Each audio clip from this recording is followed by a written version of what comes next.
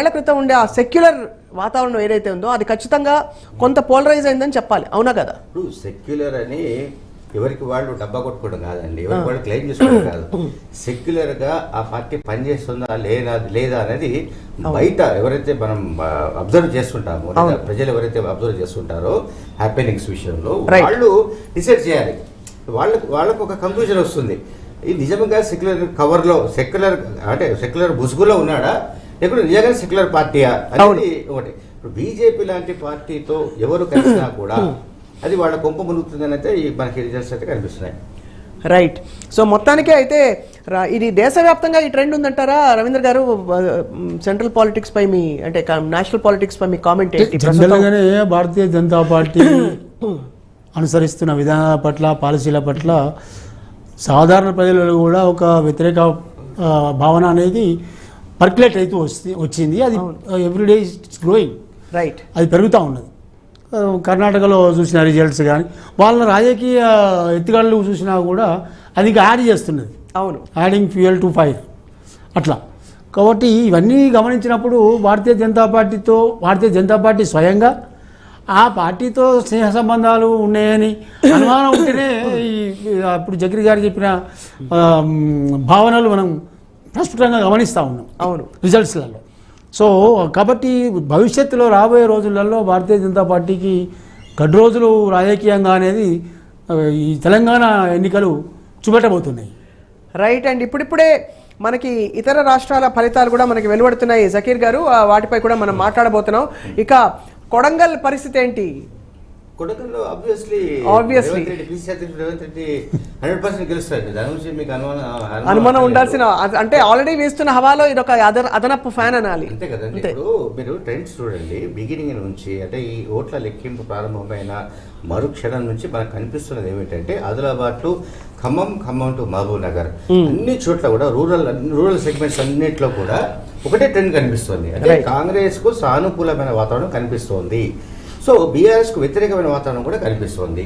వేరే మీకు urban segments కి వచ్చేవారు అంటే లైక్ హైదరాబాద్, మేడ్చల్, లేకపోతే రంగారెడ్డి, ఈ జిల్లాలు ఏవైతే ఉన్నాయో అంటే అర్బన్ ఫ్లేవర్ ఉన్న డిస్ట్రిక్ట్స్ లో మాత్రం ఇతర డెవలప్మెంటల్ యాక్టివిటీస్ కావచ్చు, ఐటీ ఎక్స్పాన్షన్ కావచ్చు, లేకుంటే ఎంప్లాయ్మెంట్ కల్పన కావచ్చు, ఇన్ఫ్రాస్ట్రక్చర్ డెవలప్మెంట్ కావచ్చు, ఫ్లైఓవర్స్ కావచ్చు, లేకపోతే మెట్రో కావచ్చు, వీటన్నిటి ప్రభావం అర్బన్లో ఏంటంటే అభివృద్ధికి వాళ్ళు ఓటు వేసి ఉండొచ్చు ఖచ్చితంగా. సో డెవలప్మెంట్కి ఓటు వేసిన కారణంగా ఉంటుంది. అయితే ఇక్కడ మనం దీనికి కాంట్రాస్ట్గా చెప్పుకోవాలి. రూరల్ సెగ్మెంట్స్లో మరి బీఆర్ఎస్కు సంబంధించిన సంక్షేమ పథకాల లబ్ధిదారులు ఏమైపోయారు? అది మేజర్ పాయింట్. అంటే లబ్ధిదారులు లేరనా, లేకపోతే వాళ్ళు సంతృప్తి చెందలేదనా? మీరు ఎలా అన్వయించుకుంటున్నారు? లబ్ధిదారులు ఉన్నారు, లబ్ధిదారులు పుష్కలంగా ఉన్నారు. అది ఎంతమంది నాకు తెలియదు, కోటిన్నర పైగా ఉండి ఉంటారు నాకు తెలిసి. ఎదురైతే రైతు బంధు ఆర్ ఇంకేదో ఉన్నాయి కదా, చాలా 70 లక్షలు చాలా ఉన్నాయండి. More than 30. వనపర్తిలో మంత్రి నిరంజన్ రెడ్డి వెనుకంజ అంటున్నారు, అలాగే బాల్కొండలో ప్రశాంత్ రెడ్డి కూడా వెనుకబడ్డారని తెలుస్తోంది. సో బేసికలీ పాలకుర్తిలో కూడా ఝాన్సీ రెడ్డి కోడలు యశస్విని రెడ్డి గట్టి పోటీ ఇస్తోంది. ఆవిడ చిన్న పిల్ల, అంటే 28 ఏళ్ళు 26 ఏళ్ళు ఎంతో చెప్తున్నారు, తను గట్టి పోటీని ఇస్తోంది. అంటే క్లియర్ గా తను ఏమిటో తెలియకపోయినా ఇది వద్దు అని మాత్రం డిసైడ్ చేసుకున్నట్టు ప్రజలు మనకి, అంటే అన్నిసార్లు అంత ఆరితేరిన నాయకుడైన ఎర్రబెల్లి మీద ఒక స్టాండ్ తీసుకుని ఒక స్ట్రాంగ్ కౌంటర్ కూడా అనేది మంచి సాధారణ విషయం కాదు జకీర్ గారు. ఇప్పుడు అది కాదండి, ఇప్పుడు ఒక India today and axis my India రెండు జాయింట్గా విడుదల చేసిన సమయంలో అంటే రిజల్ట్స్ రైట్ అంటే చెప్తున్నా, అంటే దీనికి సంబంధించి చెప్పడానికి నేను ప్రయత్నిస్తున్నా. రైట్. ఆ రోజు రాజీవ్ సర్దేశాయ్ ఒక కామెంట్ చేశాడు, ఇది ఒక సునామీ వస్తుందని చెప్పాడు. ఆయన చెప్పాడు, ఈ వర్డ్ వాడాడు, తెలంగాణలో కాంగ్రెస్ సునామీ వస్తుందని చెప్పాడు. ఆయన స్పష్టంగా చెప్పాడు. సో సునామీ వస్తుంది ఆయన చెప్పినందుకు సునామీ వస్తుంది అనుకోవట్లేదు. ఇది అదే పోలింగ్ తర్వాత 2 daysకే ఏమో కదా వాడు ఇచ్చింది. కానీ ఇప్పుడు మనం చూస్తున్న దాని ప్రకారం మొత్తం మంత్రుల్లో ఎక్సెప్ట్ నాకు తెలిసి ముఖ్యమంత్రి కేసీఆర్, కేటీఆర్ అండ్ హరీష్ రావు, ఈ ముగ్గురే సేఫ్ గా కనిపిస్తున్నారండి. రిమైనింగ్ ఆల్ అంటే ఆల్మోస్ట్ స్లైట్ గా సూర్యాపేట జగదీష్ రెడ్డి కూడా కొంత కానీ ఉమ్మడి నల్గొండ జిల్లాలో ఆయనే కొంచెం గెలుపు దిశగా ఉన్నారు.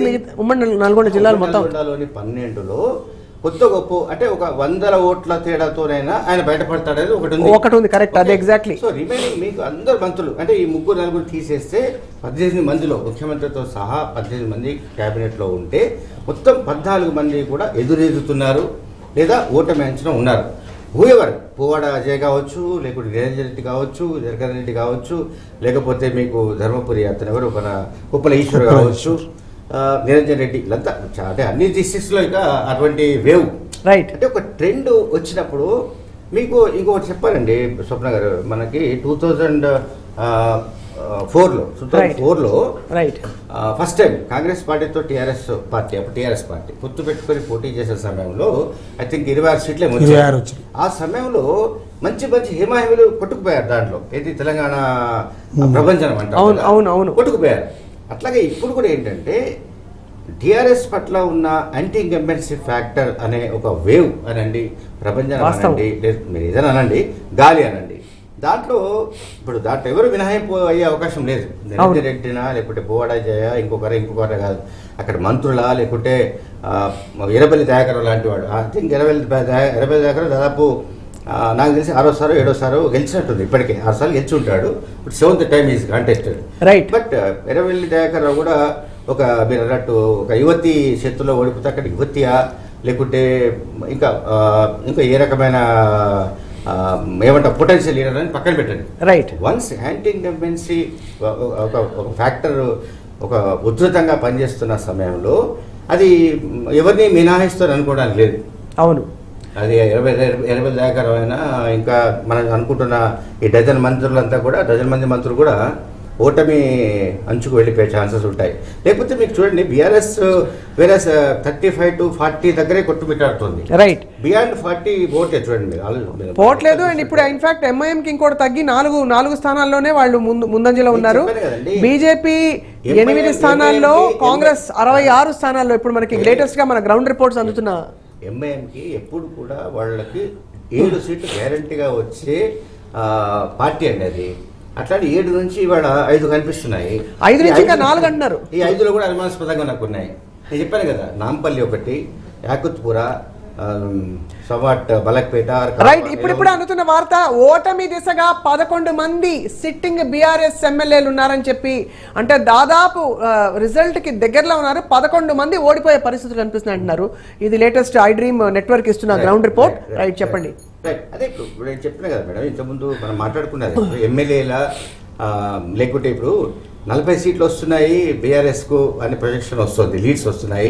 కాంగ్రెస్ పార్టీ వేరే 65 కనిపిస్తోంది. 65 లీడ్స్ కనిపిస్తున్నప్పుడు మరి ఖచ్చితంగా సిట్టింగ్ ఎమ్మెల్యేలు చాలా మంది ఎగిరిపోయే అవకాశం ఉంది. అవును, కాంగ్రెస్ పార్టీకి 2018లో కేవలం వచ్చింది వాళ్లకు 19 సీట్స్ మాత్రమే.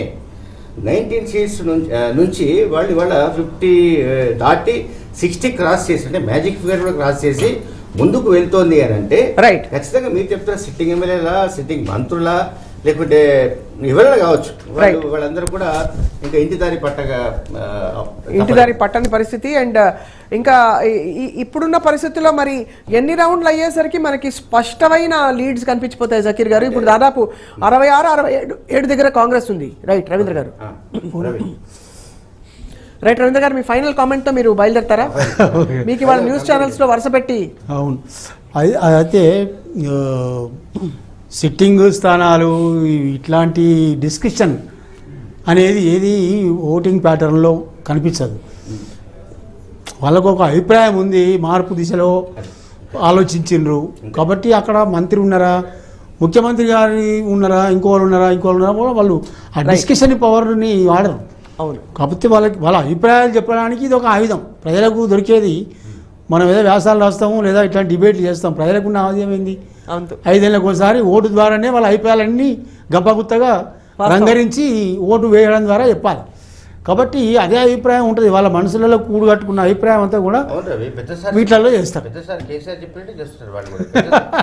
కేసీఆర్ ఏం చెప్పాడు సభలో, ఎన్నికల ప్రచార సభల్లో, నేను సెటర్ కదా నిజం చెప్తున్నానండి. ఏమని ఎన్నికల ప్రచార సభల్లో కేసీఆర్ రిపీటెడ్గా చెబుతూ వచ్చింది ఏమిటంటే ఓటు అనేది మీ చేతిలో వజ్రాయుధం. సో అది ఎట్లా ఎవరి తలరాత మారుస్తారు ఏమిటనేది మీరు నిర్ణయించుకోండి, బాగా ఆలోచించండి, ఇంటికి పోయి చర్చించండి, నేను చెప్పిన విషయాలన్నీ అందరితో డిస్కస్ చేయండి, ఫైనల్గా ఒక కంక్లూజన్కి రండి అని చెప్తూ వచ్చాడు ఆయన. బహుశా కేసీఆర్ చెప్పింది వాళ్ళు విన్నారేమో అనుకుంటున్నాను నేనైతే. రైట్, మొత్తానికి చాలా ఒక క్లిష్టమైన పరిస్థితి అధికార పార్టీకి. ఎందుకంటే 10 ఏళ్ళు తెలంగాణ స్థాపించి తెలంగాణ ఎలా ఉండాలి, అసలు నీళ్లు నిధులు నియామకాలు ఇలా ఉండాలని నిర్ణయించాం మేము, ఇదంతా మనది మాది అని అనుకున్న పరిస్థితి నుంచి ఇప్పుడు దాదాపు చొచ్చుకొచ్చేసింది ప్రజల తీర్పు. అండ్ ఒకటి స్పష్టమైపోయింది జకీర్ గారు, 600 అయినా ప్రజలు డిసైడ్ అయితే ఎవరు ఆపలేరు. ప్రజలు డిసైడ్ కావడానికి చాలా రీజన్స్ ఉండొచ్చు, రైట్, కానీ ప్రజలు ఒకసారి మైండ్లో ఫిక్స్ అయితే వాళ్ళు బ్లైండ్గా పోతారండి. ఇంకా దాని నుంచి మనం ఎక్కువ ఆలోచించడం అనవసరం. అయితే రవి ఇంతకు ఒక మాట చెప్పినట్టు చేంజ్ ఈజ్ ఇన్ఎవిటబుల్ అండి. మార్పు అనేది ప్రజలు కోరుకుంటే, రైట్, ఆ దిశగా కనుక వాళ్ళు ఒక డిసిషన్ తీసుకుంటే దాన్ని ఎవరు ఆపలేరు. అంటే ప్రజాభిప్రాయాన్ని మీరు కాకపోతే ఒక రోజు 2 రోజులు ఏదైనా గోల్మాల్ చేసి మాయామంత్రాలు చేసి టక్కుటమార విద్యలతో ఏదైనా కొంత అటు ఇటు మార్చడానికి ప్రయత్నం చేయొచ్చు, కానీ ప్రజలు ఒక అభిప్రాయానికి ఆల్రెడీ వచ్చి ఉంటే దాన్ని మార్చడం అసాధ్యం. నేను అది అందుకే పోలింగ్కి 15 రోజుల ముందే చెప్పాను, ఇది పరిస్థితి చాలా క్రిటికల్గా ఉంది, గ్రామీణ ప్రాంతాల్లో ఓటర్లు డిఫరెంట్గా ఉన్నారు, సంథింగ్ ఏదో వాళ్ళు మార్పు కోరుతున్నారు, ఎందుకు ఈ మార్పు కోరుతున్నారు అనే పాయింట్ మీద ఇప్పుడు ఈ రిజల్ట్స్ అన్ని కూడా మనకు చాలా క్లియర్గా కనిపిస్తున్నాయి, స్పష్టంగా. బట్ 65+ అంటే ఆల్మోస్ట్ ఇది ఏమంటే మన మ్యాజిక్ ఫిగర్ క్రాస్ అయ్యి చేరుకుంది ఆల్రెడీ దాదాపుగా. అండ్ లేటెస్ట్గా 38 స్థానాల్లో బీఆర్ఎస్, 66 స్థానాల్లో కాంగ్రెస్, 8 స్థానాల్లో బీజేపీ అండ్ 4 స్థానాల్లో ఎంఐఎం ముందంజలో ఉన్నట్టు తెలుస్తుంది. కాంగ్రెస్ బోణి కొట్టి ఖమ్మం జిల్లాలో రెండు స్థానాల్లో విజయం సాధించేసినట్టు తెలుస్తోంది. ఇది కూడా ఒక అండ్ రాష్ట్ర మంత్రులందరూ కూడా దాదాపు వెనుకంజలో ఉన్నారని తెలుస్తోంది. ఓటమి దిశగానే పయనిస్తున్నట్టు అర్థమవుతోంది. మొత్తానికి ఎవరు అవ్వబోతున్నారు తెలంగాణ నెక్స్ట్ ముఖ్యమంత్రి, ఎప్పటికప్పుడు మీకు ఇలా లైవ్ కవరేజ్ అందిస్తుంటుంది మా నెట్వర్క్ అంతా కూడా. అండ్ ప్రస్తుతానికి Ravindra garu thank you very much for joining us ఇవాళ.